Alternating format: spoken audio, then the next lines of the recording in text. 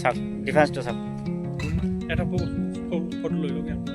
নমস্কাৰ খুৰা, মই আপোনাৰ নামটো কি আছিলে খুৰা? থলবৰ দেউৰী। আপোনাৰ এইখিনি জেগাৰ নাম চৰাইহাগী ন? আচ্ছা, আপুনি এইটো সাৰ মাহ 10 দিন হৈছে ন? আচ্ছা, এইটো এতিয়া ডিফাৰেঞ্চটো চাওক। এইটো ডিফাৰেঞ্চটো, এইটো আপোনাৰ খেতিটো যেনেকুৱা হৈছে, এইটো 3 দিনৰ পিছৰ খেতি ন? এতিয়া 3-4 পিছৰ, এইটো পিছৰটো এইটো ন?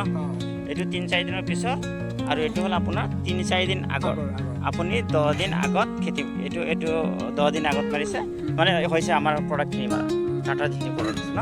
আৰু এইটো চাগে ইউৰিয়া মাৰিছে, কিমান মান মাৰিছে? Minimum 20-25 KG. আপোনাৰতো কিমান মাৰিছিলে ইউৰিয়া? 6 কেজি। আচ্ছা, 6 কেজি ইউৰিয়া মাৰাৰ পিছত আপোনাৰ খেতিটো এনেকুৱা। এতিয়া আপুনি ডিফাৰেঞ্চ কিবা এটা দেখা পাইছেনে আপুনি?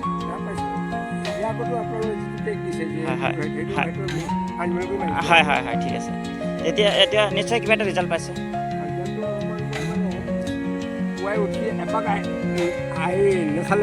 ভাল নালাগে, ঠিক আছে। কিবা এটা ভাল লাগিছে তো? আপোনাৰ তাত ভাল লাগিছে কিবা? মালখিনি কি দিছিলে আপুনি? কি দিছিলে?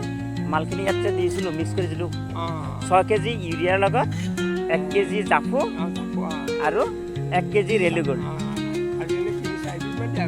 এইটো ইউৰিয়া গ'ল, জাফু গ'ল, ৰেলিগ'ল্ড গ'ল, আৰু